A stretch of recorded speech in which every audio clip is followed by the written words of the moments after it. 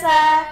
Selamat datang di ruang dengar kita. Saya Dianisa Yupernitias. Saya Renita Dwi Nur Aziza. Di podcast Suara Anak Bahasa dan Sastra. Wah, aku semangat banget nih Kak kali ini. Kedatangan tamu undangan spesial yang cantik dan ganteng. Kayaknya juga seperti itu nggak sih? Iya dong Kak, siapa tahu tamu undangan kita kali ini kita dapat termotivasi agar bisa jadi seperti mereka. Memangnya siapa sih Kak tamunya? Bikin penasaran aja. Pastinya teman-teman pendengar bahasa juga dibikin penasaran nih. Penasaran ya Kak? Yuk langsung saja kita sambut. Inilah dia putra dan putri dari Program Studi Pendidikan Bahasa dan Sastra Indonesia tahun 2025. Halo Kak. Halo.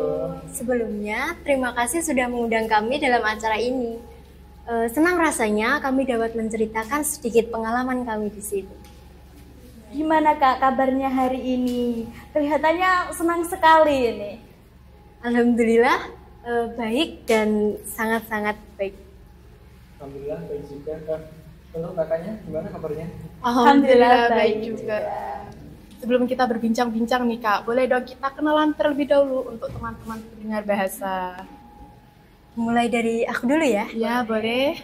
Sebelumnya, terima kasih atas kesempatannya. Saya Felina Inggit Anjani, biasa dipanggil Inggit atau Felina, dari Program Studi Pendidikan Bahasa dan Sastra Indonesia semester 4.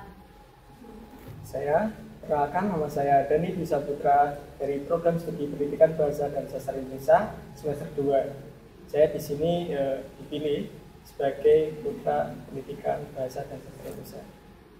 Waduh, gimana nih Kak perasaannya setelah menjadi putra dan putri dari Program Studi Pendidikan Bahasa dan Sastra Indonesia? Kalau untuk saya sendiri, yang pertama saya tidak menyangka. Terus yang kedua pastinya bangga sudah sampai di tahap ini dan banyak menemukan relasi-relasi dari teman-teman sekalian gitu.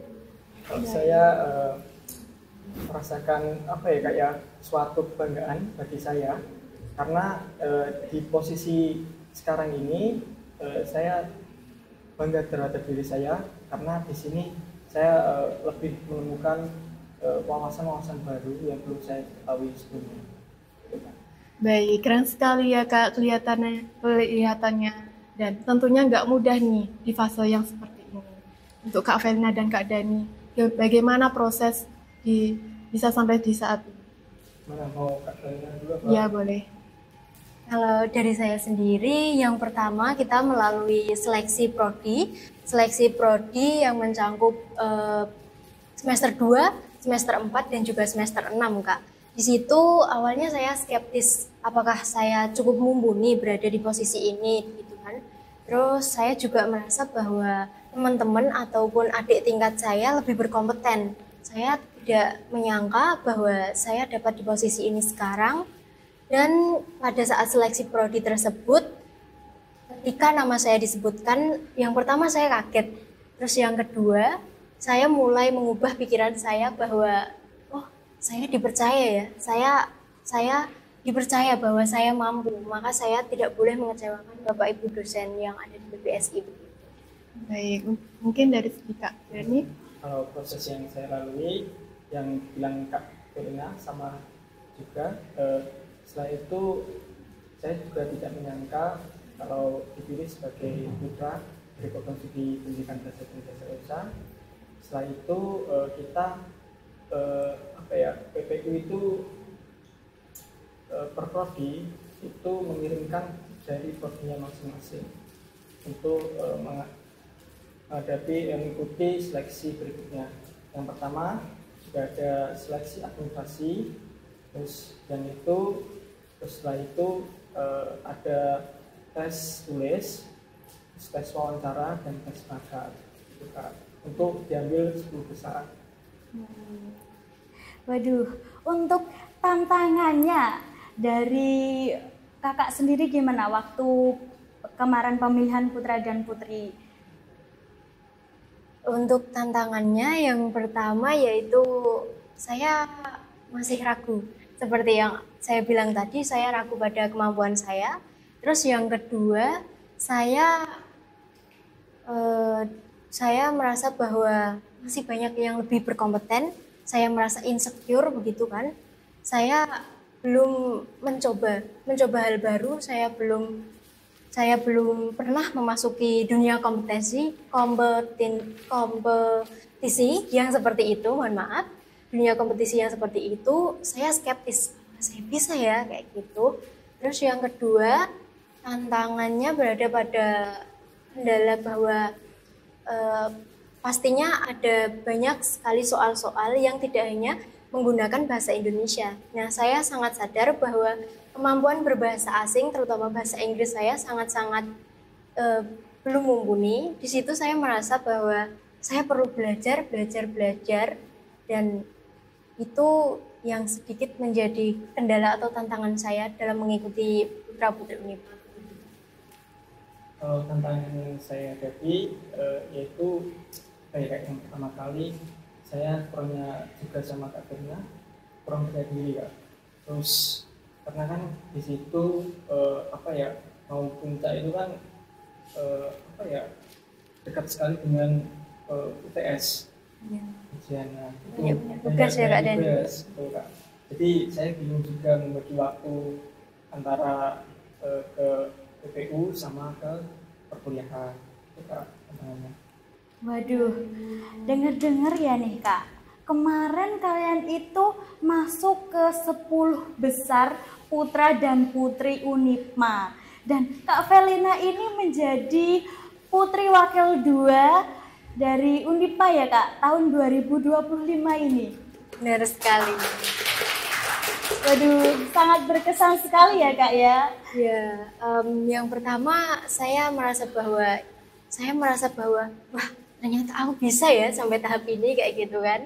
Terus yang selanjutnya ada banyak sekali perasaan. Bagaimana ya saya menerjemahkannya? Saya merasa bahwa saya terkejut, saya bisa di tahap ini, terus saya bahagia juga, dan juga saya khawatir apakah saya bisa mengemban amanah ini. Dani sendiri silakan. Kalau saya juga sama Kak Velina, saya juga istilahnya pertama kan kurang percaya diri juga, kurangnya wawasan saya. Terus saya itu juga berpikir kalau saya tidak berubah pola pikir saya, nanti saya soalnya nggak akan bisa gitu Kak.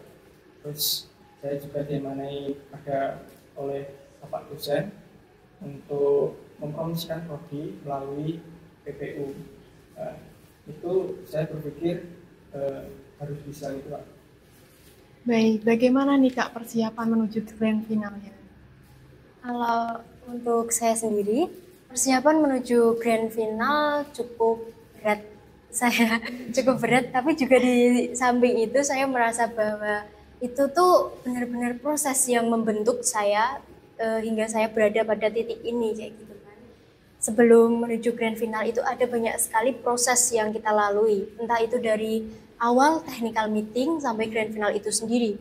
Ada banyak sekali proses, contohnya seperti proses seleksi wawancara, seleksi bakat, seleksi tes tulis, dan masih banyak lagi. Di situ saya banyak mendapatkan pengetahuan, banyak mendapatkan relasi, banyak mendapatkan skill-skill baru yang sebelumnya belum saya dapatkan pada saat itu, terutama pada hari karantina. Dan juga untuk detik-detik menuju grand final sendiri, saya merasa bahwa wah, ini perasaan saya yang dulu gitu kan. Yang dulu tahun 2004 saya tampil di depan banyak orang untuk tari gambyong. Pada tahun 2025 saya menjadi putra-putri finalisnya kayak gitu. Saya merasa bahwa kayak gini ya, perasaan ini seperti dejavu kayak gitu kan Kak. Dan kita, bukan hanya saya, kita pada detik-detik menuju grand final setelah opening number itu, kita belajar materi terkait apa ya yang sekiranya ditanyakan lagi, isu-isu terkini, isu pendidikan kayak gitu Pak. Kita belajar terus, itu sangat-sangat berkesan sekali. Jadi silakan. Kalau hal yang paling berkesan, setiap tahap itu mempunyai hal terkesan tersendiri kayak kalau hal yang paling berkesan bagi saya pada saat Q&A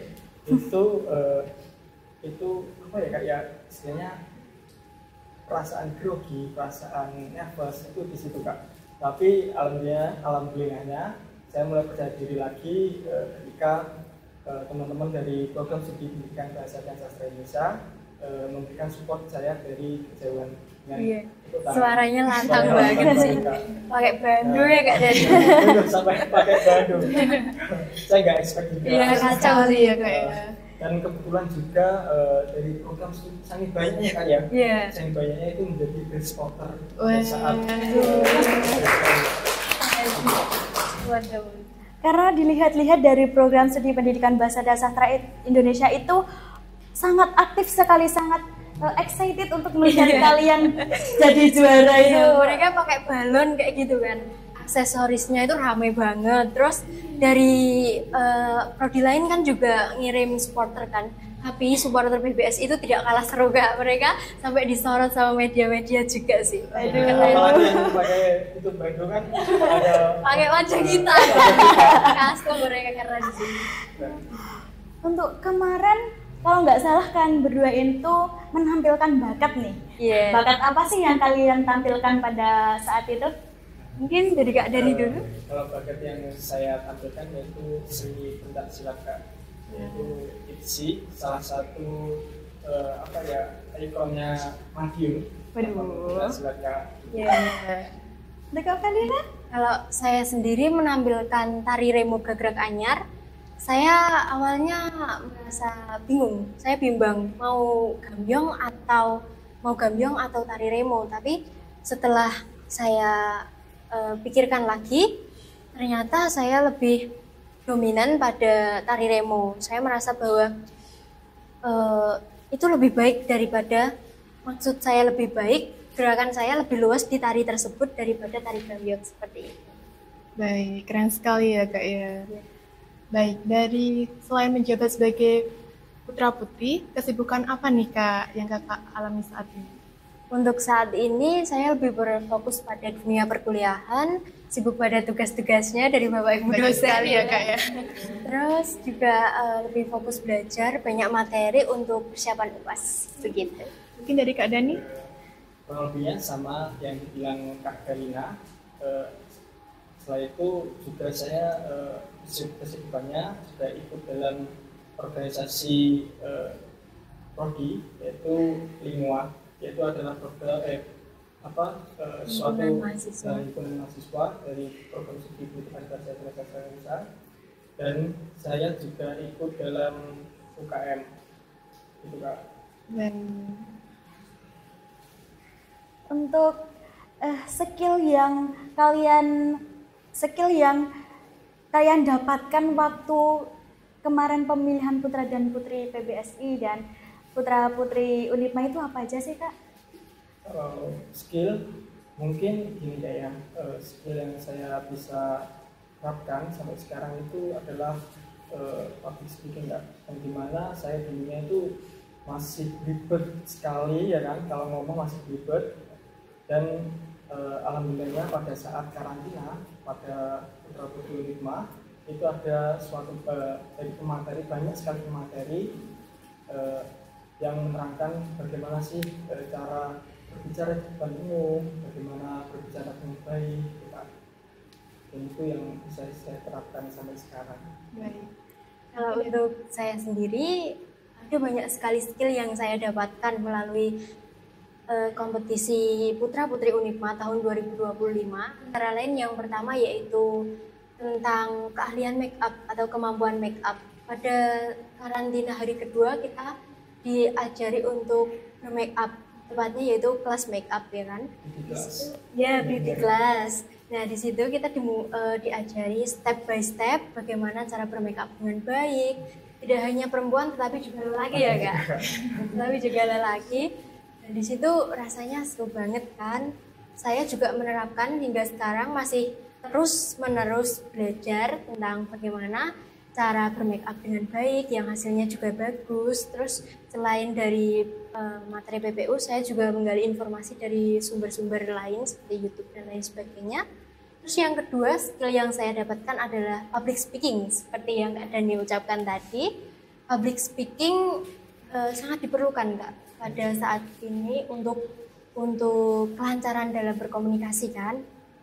Di situ yang awalnya saya takut mengungkapkan pendapat saya atau isi kepala saya di depan khalayak. Saya setelah mengikuti PPU, saya merasa bahwa kenapa nggak saya ungkapkan kayak gitu loh. Saya merasa bahwa nggak apa-apa diungkapkan aja dulu. Yang penting menggunakan bahasa yang sopan, dikuasai rasa groginya, nervousnya kayak gitu. Terus yang ketiga yaitu manajemen waktu. Selain kesibukan kuliah juga kita dihadapkan pada kesibukan PPU. Ada rapat-rapatnya, ada photoshoot dan lain sebagainya. Nah, di situ kita diajarkan untuk memilih atau memilah mana yang perlu diprioritaskan dan mana yang perlu ditaruh di bagian bawah prioritas seperti itu, Pak. Baik. Apa nih Kak kontribusi nyata kalian sebagai putra-putri pendidikan bahasa dan sastra Indonesia untuk mengenalkan program studi kalian kepada orang lain? Kontribusi nyata yang saya berikan kepada Prodi untuk memperkenalkan Prodi pendidikan bahasa dan sastra Indonesia yaitu adalah dengan membuat konten sekreatif mungkin. Kemarin kan saya membuat konten tentang program studi pendidikan bahasa dan sastra Indonesia yang di situ menjelaskan ada apa saja sih dalam prodi PBSI, dan kebetulan saya up ke media sosial dan kebetulan teman saya ada yang komen dan bertanya-tanya tentang program studi pendidikan bahasa dan sastra Indonesia. Dan setelah itu teman saya ajak ke program studi pendidikan bahasa dan sastra Indonesia. Teman saya akhirnya tahun ini mau gabung. Waduh, sangat berpengaruh berarti ya Kak perkenalan prodi kemarin. Mungkin dari Kak Verina? Kalau menurut saya, kontribusi nyata yang dapat saya lakukan yaitu dimulai dari lingkungan yang sederhana. Contohnya lingkungan-lingkungan di sekitar saya, adik tingkat saya semasa SMA dan orang-orang atau tetangga-tetangga di sebelah rumah saya. Nah, di situ saya membuat media berupa PPT. Saya isikan materi-materi terkait PBSI, contohnya yaitu apa itu PBSI, bagaimana prospek kerja atau peluang karir ketika menjadi lulusan PBSI, terus juga akreditasi. Akreditasi PBSI kan unggul Kak. Nah, di sini saya menonjolkan akreditasi tersebut yang tentunya pasti berpengaruh pada masa yang akan datang pada dunia kerja, itu sebagai daya tarik mereka bahwa PBSI ini tujuannya kayak gitu. Nah, melalui beberapa media tersebut, PPT dan juga YouTube, saya sampaikan bahwa PBSI merupakan tujuan yang tepat apabila teman-teman sekalian menginginkan prospek kerja yang luas. Nah, untuk manfaatnya ikut putra dan putri kemarin apa sih manfaat bagi kalian baik pribadi maupun profesional? Manfaat yang saya ambil dari program dari putra putri itu menambah wawasan saya sama relasi saya. Kan banyak tuh yang keren-keren dari yang smart dari prodi-prodi lain. Nah, itu saya bertukar pikiran di situ dan itu menambah wawasan saya juga. Kalau saya banyak sekali ya yang saya dapatkan. Yang pertama yaitu terkait relasi, betul seperti kata Kak Dani. Dari prodi lain kan awalnya kita banyak sekali teman-teman, 48 finalis. 48 banyak ya Kak ya? Iya, sebelum masuk ke 10 besar kita menghadapi 48 finalis.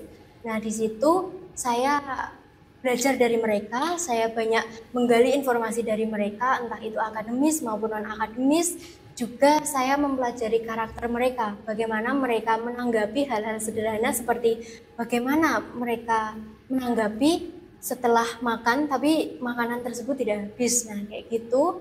Terus juga tentang manajemen waktu seperti yang saya bilang sebelumnya.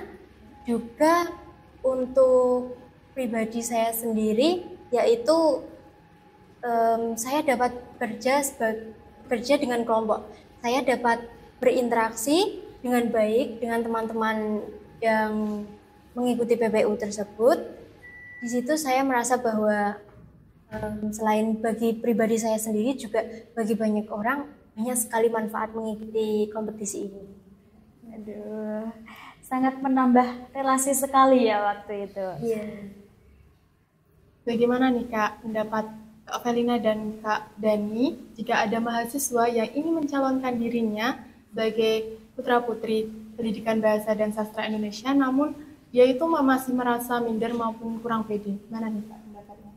Kalau menurut saya coba aja dulu, selagi ada kesempatan itu coba aja dulu. Jangan, soalnya di PPU juga nggak terlalu menilai dari fisik aja, tapi juga dari kemampuan, juga dari bakat juga kan. Kalau menurut saya terkait mahasiswa yang minder, yang pertama kita harus menguasai insecurity kita, terutama masalah fisik yang pastinya umum terjadi pada kalangan remaja ya Kak. Entah itu kita merasa bahwa mereka lebih cantik, mereka lebih kaya, mereka lebih pinter daripada saya kayak gitu. Nah di PPU ini seperti kata Kak Dani tadi, tidak hanya dinilai dari fisik, fisik itu bukan penentu bahwa dia menjadi pemenang, tapi di sini juga dinilai dari akademis maupun non akademisnya, dinilai dari sopan santunnya, dinilai dari postur tubuhnya, dan masih banyak lagi.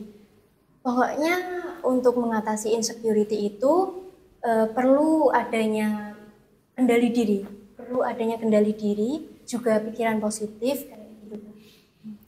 Karena tantangan yang dihadapi remaja pada saat ini itu paling besar itu pastinya insecure ya Kak ya. Insecure, padahal kalau semisal mereka bisa meminjam mata orang lain yang memandang mereka itu cantik, mereka itu baik kayak gitu kan, wah aslinya mereka nggak seburuk itu Kak. Iya betul sekali ya Kak. Dan satu lagi nih Kak, boleh dong kasih motivasi kepada teman-teman pendengar bahasa yang ada di rumah nih. Kalau dari saya pernah mendengar satu quotes yang bunyinya seperti ini. Jika saya pikir saya bisa, maka saya harus bisa. Nah, berdasarkan quotes tersebut, dapat mengandung arti bahwa pikiran positif sangat berdampak pada kenyataan, yaitu tarik-menarik antara pikiran dengan kenyataan.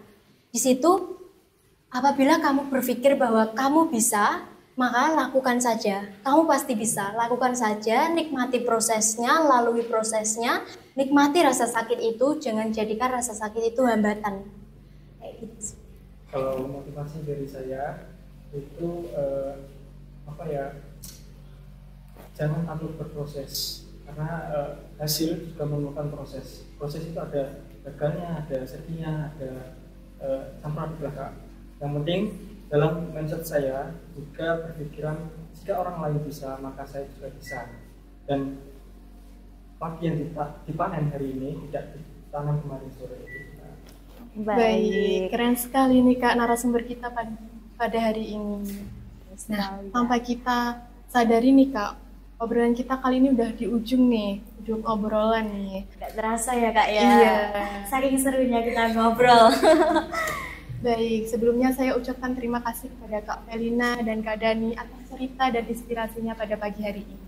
Semoga obrolan kita kali ini menjadi suntikan semangat untuk teman-teman pendengar bahasa yang ada di rumah.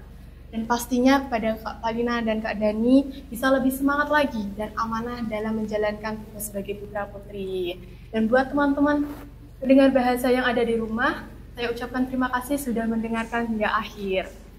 Jangan lupa like dan subscribe ya teman-teman, agar kalian tidak lupa video-video seru kita lainnya. Sampai ketemu lagi di ruang dengar berikutnya. Sampai jumpa.